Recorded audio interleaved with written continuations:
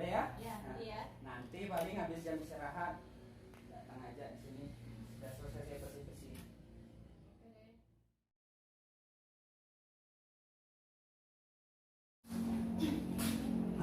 Assalamualaikum. Waalaikumsalam Bu Widya. Ada apa nih? Iya, kalau ada waktu aku mau ngomong nih. Maaf sebenarnya Bu Wid. Maksud Bu Wid kesini ada yang mau diomongin apa ya? Iya, tadi tentang tadi kan supervisi itu Ah, aku mau iya, iya. ceritain tentang ya ada masalah dikit lah. Masalah dikit, masalahnya tentang apa ya? Iya, tentang penilaian dari Kepse. Oh, supervisi kepala sekolah. Iya. Masalah Mm-mm. sama kayak saya kemarin aku kemarin tuh. Oh, kemarin masalah juga. Iya, masalah juga. Ayolah, kalau ada mau ngomongin kita bicara sebasis saja. Oke. Kayaknya sebasis ini. Ada apa Bu Wid? Ya jadi gini loh Pak Andi ya. Tadi kan supervisi. Iya. Nah, beliau tuh ke kelas aku, terus ya biasa lah ya supervisi. Terus pas lagi KBM itu tiba-tiba beliau tuh ngomong kok masa iya nih ngajar anak autis pakai metode kayak gini nih. Padahal kan kalau menurut aku tuh itu tuh udah ya sesuai lah. Pak Andi kan tahu sendiri ngajar anak autis kayak gimana. Iya. Sama berarti dengan yang kejadian yang kemarin aku sama juga dengan yang Bu Widya rasain. Kemarin kan gitu juga sama beliau. Iya, kemarin tuh kalau Bu Widya metode apa tadi? Iya. Metode. Kalau saya itu kemarin belajar menerapkan konsep bebas merdeka, tidak di dalam kelas. Terus? Jadi murid-murid saya itu bisa di lapangan, bisa di kebun, bisa di mana-mana. Saya ditegur.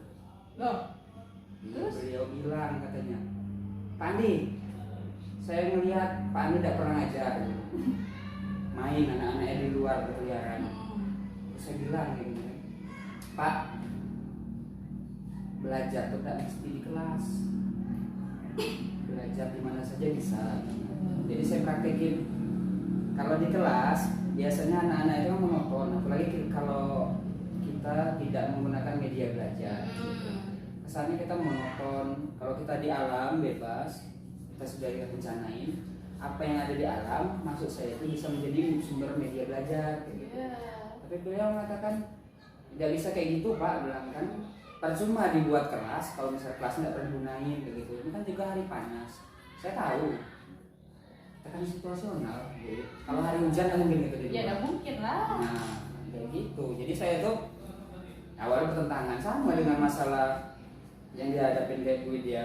Supervisi kan, dia ke kelas kan? Iya. Kalau saya beliau ke kelas kosong. Oh. Seperti itu. Tapi beliau memang kayak gitu. Iya. Tapi pelan-pelan sih ya bisa lah, bisa kita ngerubahnya pelan-pelan. Iya Pak Adi, jadi beliau tuh keberatan gitu sama metode yang aku gunain tuh. Beliau tuh mikirnya aku tuh pakai metode yang nggak jelas. Padahal kan aku tuh udah ngerasa aku tuh pakai referensi yang apa ya? Yang udah jelas lah, kontekstual dengan materinya. Ya murid-murid aku kan tau sendiri ya Pak Andi, murid-murid aku tuh nggak bisa pakai metode yang baku kayak gitu. Jadi aku harus menyesuaikan lah sama murid-murid aku gitu kan. Iya. Oh, jadi tujuan obrolan yang kita lakukan ini berarti mengenai supervisi yang terjadi di kelas Bu Widya tadi ya, dan bagaimana cara untuk menyelesaikan permasalahan ini. Iya sih Bu Widya. Tadi pagi saya sempat dengar ada guru, katanya salah satu guru yang dipanggil mengenai supervisi kepala sekolah ke ruang-ruang guru salah satunya. Rupanya beliau tuh supervisinya ke kelas Bu Widya. Oh gitu. Dan terjadi sedikit permasalahan. Iya. Jadi masalahnya itu Bu Widya ngajar, kebetulan beliau kurang berkenan dengan apa yang dilakukan sama Bu Widya, entah itu metode, entah itu cara belajar tadi bingung kan, Hmm. kok kenapa ya dipanggil-panggil, ada apa nih gitu, bingung juga. Iya, ya saya paham Bu It. Apalagi tiba-tiba habis supervisi ngajar, kemudian dipanggil beliau ke ruang kepala sekolah. Jadi maksud Bu Widya yang disupervisi sama kepala sekolah itu beliau mengenai metode ajar yang Bu Widya praktekin ya di kelas, misalkan yang digunakan ketika menangani murid-murid Bu Widya di kelas. Ya, Bu Widya di kelas ini kan muridnya mengalami disabilitas autisme. Terus ya kalau boleh tahu nih Bu Widya ya, apa sumber ataupun metode yang Bu Widya pakai pas waktu lagi ngajar pas pada saat supervisi tersebut kan tadi kan Bu Widya bilang beliau tidak setuju dengan metode cara penggunaan. Jadi kalau setuju sebenarnya metode yang Bu Widya gunakan itu apa? Apakah bertentangan gitu? Jadi metode yang aku pakai tuh metode Abah sama Oce nih. Iya, Abah sama Oce. Ya, jadi dan aku dapat sumber lainnya tuh dari internet. Terus maksud aku tuh biar konten sama apa namanya soal-soalnya lebih apa ya, kontekstual, terus gak monoton gitu loh maksud aku tuh. Saya paham, saya ngerti maksud dengan yang Bu Widya sebut tadi.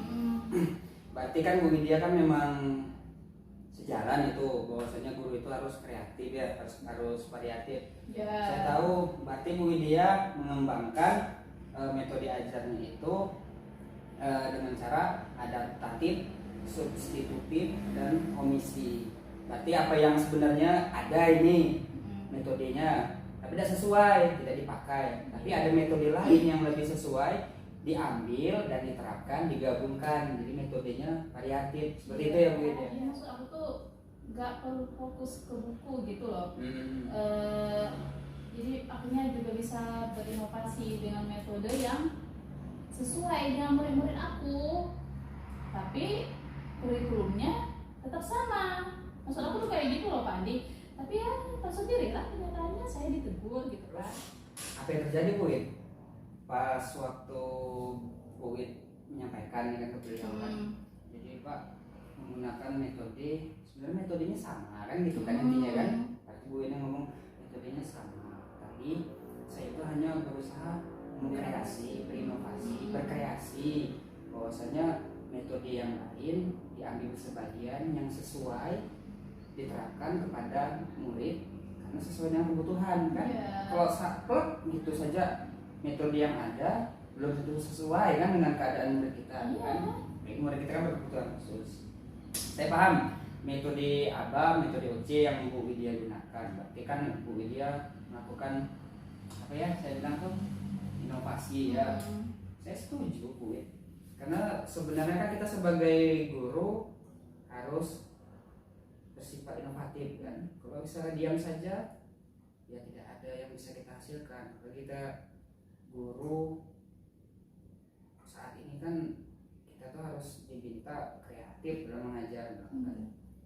Tapi itulah Bu Wid, maksud saya tuh saya nanya gini, ketika Bu Wid menjelaskan seperti itu, apa yang terjadi pada beliau, reaksi beliau lah kepada pas Bu Widya gitu, diam saja apa ada berkomentar atau seperti apa gitu. Iya, aku sih awalnya itu ya ngarepnya beliau tuh mau menerima inovasi yang aku lakuin gitu. Tapi ya aku sendiri pandai, akhirnya kan ujung-ujungnya aku dipanggil gitu. Beliau ditegur lah intinya. Pada saat dipanggil itu Bu Wid, maksud saya itu ini, di kelas itulah pada saat Bu Wid mengajar atau posisinya setelah beberapa waktu, misalnya setelah beliau datang ke kelas nih baru dipanggil atau langsung itu Bu Wid ke ruangan saya atau seperti apa ya itu kejadiannya? Iya, jadi tadi itu pas selesai supervisi itu langsung Bu Wid nanti ke ruangan saya ya, langsung kayak gitu. Iya. Iya. berarti beliau, saya rasa itu beliau tersinggung gitu ya. Tapi coba Bu Wid ingat lagi pada saat supervisi ini, kita kan tarik ulur di Bu Wid kalau selesai masalahnya. Pada saat supervisi di kelas, ada nggak kira-kira Bu Wid misalnya salah ngomong kayak gitu, atau kayak ngedikte beliau, atau rasanya kayak kita kan biasanya pas jelasin seakan-akan kayak lebih tahu dari beliau. Kira-kira tersinggung nggak beliau kayak gitu pada saat buat penyampaian? Coba ingin lagi. Iya, kayaknya sih beliau tuh emang tersinggung sih ngeliat aku ngajarnya nggak pakai buku teks nih. Pokoknya nggak sesuai apa yang beliau arahkan lah, pasti tersinggung sih.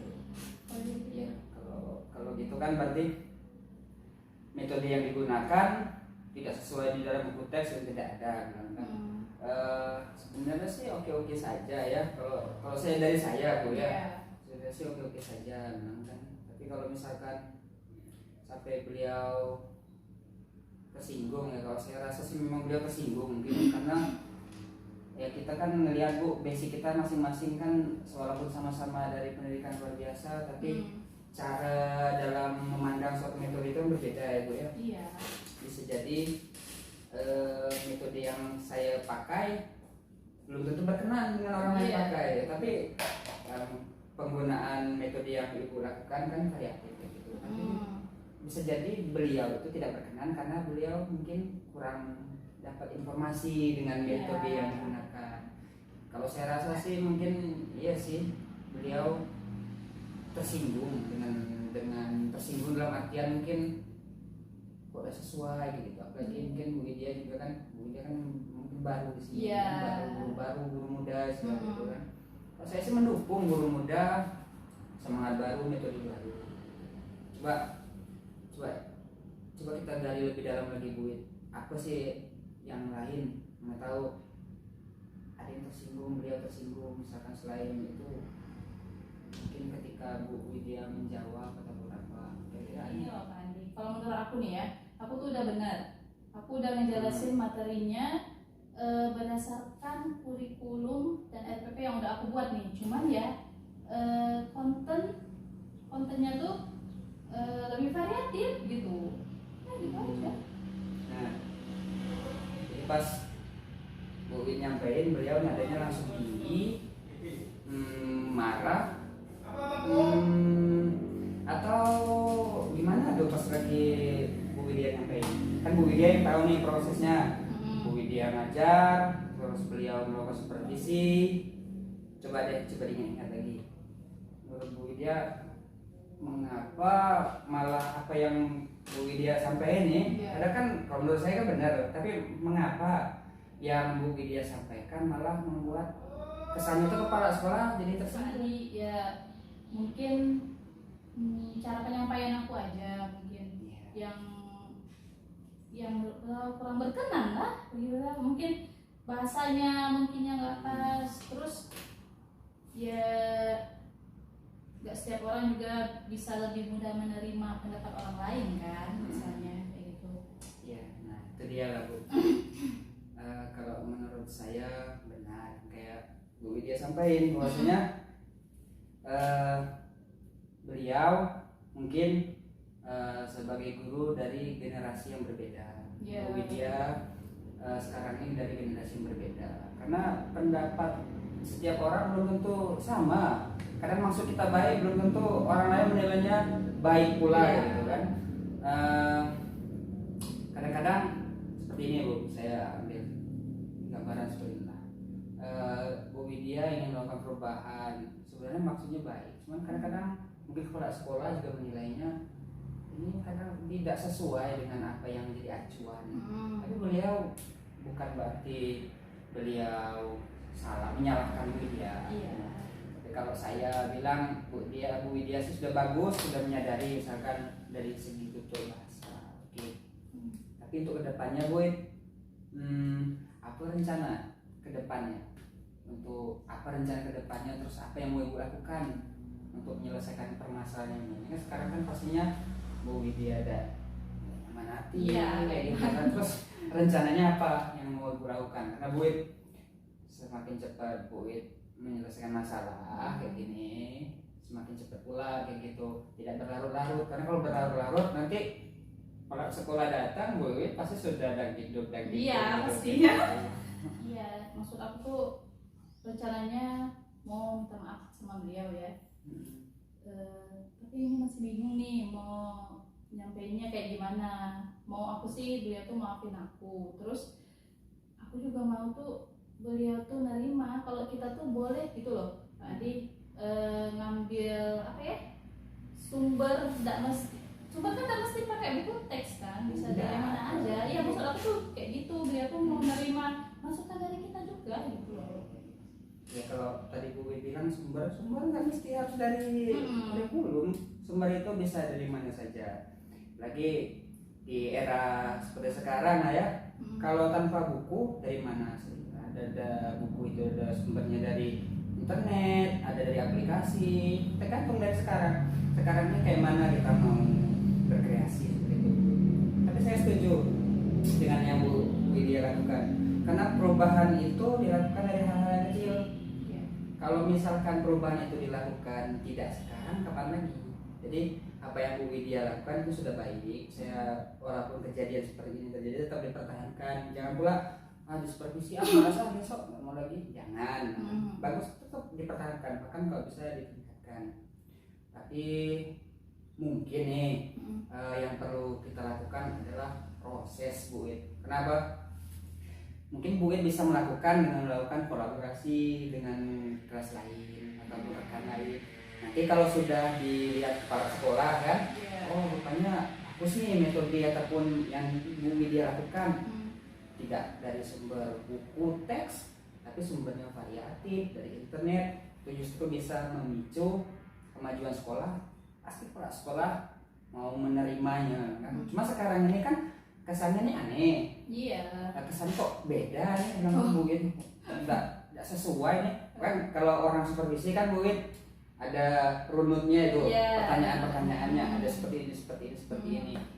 Mungkin beliau pada saat melihat seperti itu loh, kok seperti ini beda kan?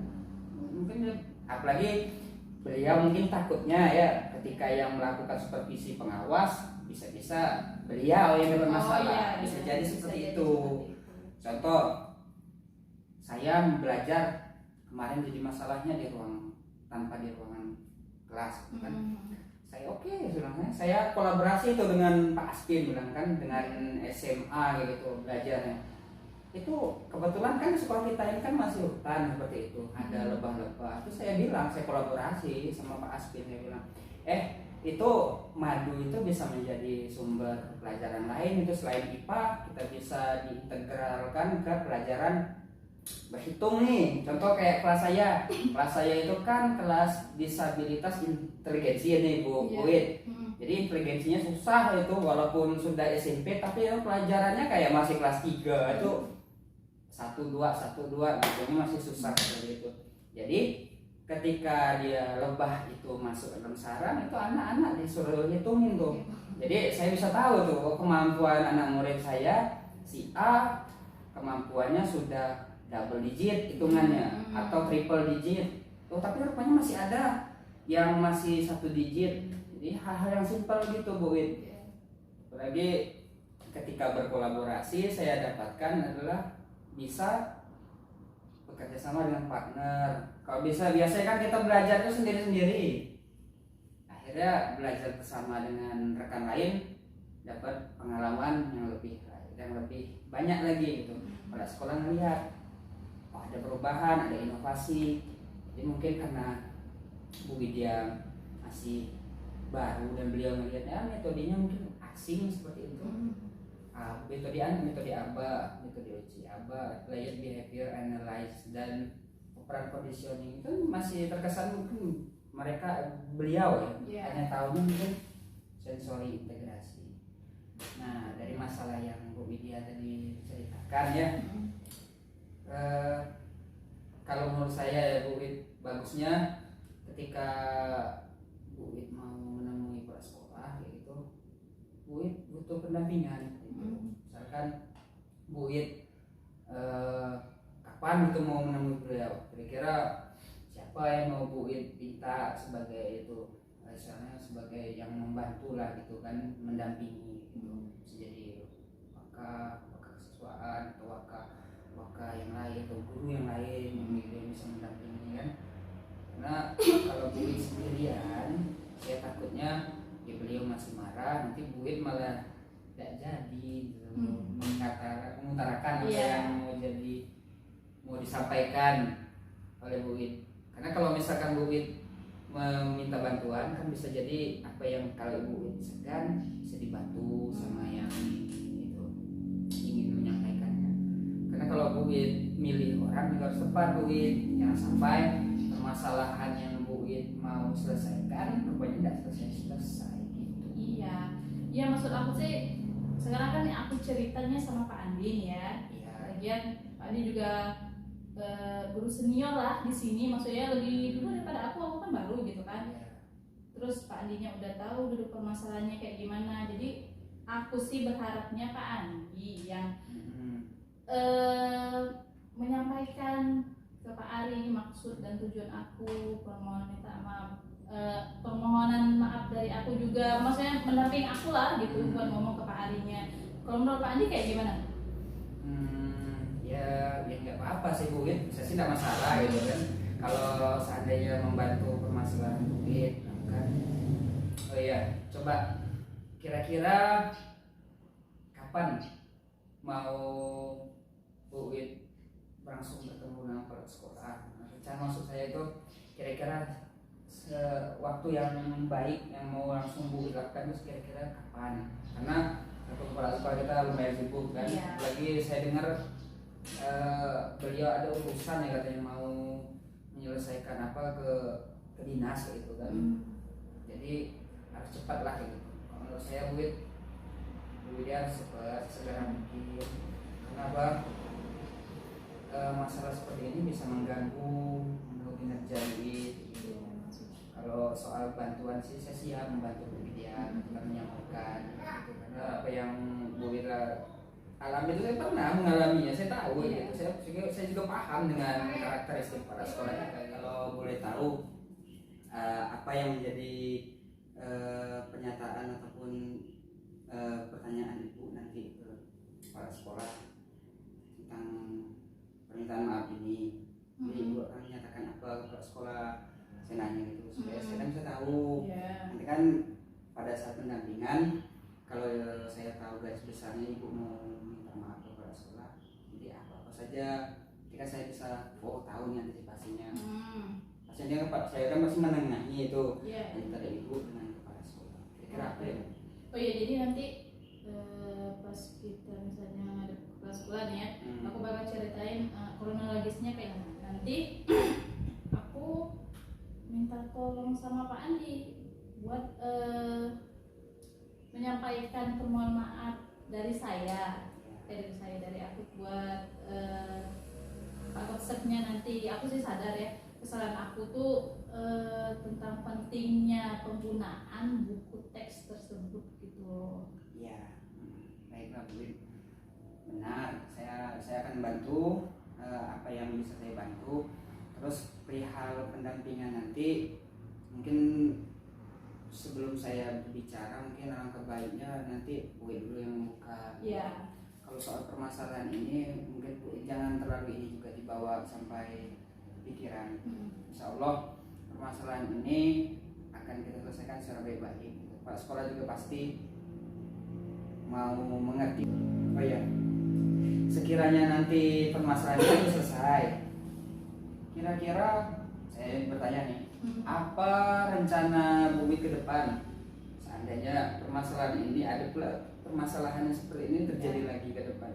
Kan harus antisipasi, kita belajar dari pengalaman Bu It. Contoh pas waktu kemarin itu kan, pas waktu kejadian yang saya posisinya itu, saya tuh selalu berpikiran kalau kejadian seperti ini lagi antisipasi saya seperti ini. Jadi untuk mengantisipasinya ya kita berarti apa, merubah segala sesuatu ya kan tidak bisa instan tuh. Makanya kalau misalkan kita menginginkan perubahan pelan-pelan seperti itu. Terus kalau misalkan pada saat supervisi memang sih alangkah baiknya ada buku teks atau ada buku panduannya tetap kita ikutin, tapi bukan berarti kita tidak mengembangkan perubahan. Iya. Jadi aku bakal tunjukin kalau aku udah menjalani tugas ngajar menggunakan buku paket dan metode sebagai pedoman utamanya. Tapi aku bakal nyari referensi lain dari internet atau sumber lainnya yang kontekstual dan sesuai dengan kebutuhan murid-murid kita kan. Terus nanti aku bakal nyempetin waktu juga buat nyampein permintaan maaf aku kepada beliau gitu. Nah, itulah Bu Widya, benar yang Bu Widya lakukan. Karena apa yang dilakukan itu mulai dari hal yang baik-baik saja Bu Widya. Sekalipun masalahnya besar, ya kita selesainya baik-baik saja. Nah, saya setuju dengan Bu Widya. Ketika ada permasalahan tidak dipendam sendirian. Terus kira-kira kapan rencana Bu Widya menemui kepala sekolah untuk menyelesaikan masalah ini? Ingat Bu, kepala sekolah lagi sibuk akhir-akhir ini. Saya dengar juga tadi katanya beliau mau ke dinas pendidikan. Makanya kapan kira-kira Bu Widya mau menemui beliau? Jangan sampai hari ini nggak ketemu, ditunda besok, ditunda lagi, akhirnya berlarut-larut masalah ini. Insya Allah nanti pas kita absensi pulang tuh aku mau ngomong minta waktunya beliau gitu kan, bentar. Ya bagus, oke lah Bu. Pokoknya nanti sudah jam kita pulang, nanti saya ngemasin barang-barang saya dulu.